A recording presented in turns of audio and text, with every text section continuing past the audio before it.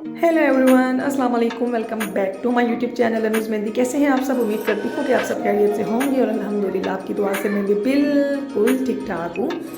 आज आप लोगों के लिए बहुत ही खूबसूरत सा मैं बारीक सा मेहंदी डिज़ाइन लेके आई हूँ। उम्मीद करती हूँ कि ये आपको बहुत अच्छा लगेगा।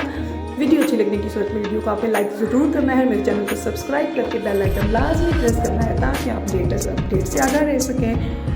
और इसके अलावा भी अगर आप कोई मेहंदी डिज़ाइन बनवाना चाहते हैं या आप चाहते हैं कि मैं आपके लिए वो बना दूँ, तो आप मुझे कमेंट बॉक्स में लाजमी बताएं। इंशाल्लाह मैं आपके लिए वो भी बना दूँगी।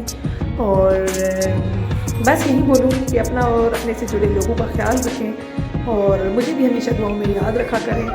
और बस अपना कीमती वक्त निकाल के मेरी वीडियो आप देखते हैं, आपका तहे दिल से शुक्रिया। और बस ख्याल रखें, दुआ में याद रखें। टेक केयर, अल्लाह हाफिज़, फ़ी अमान अल्लाह।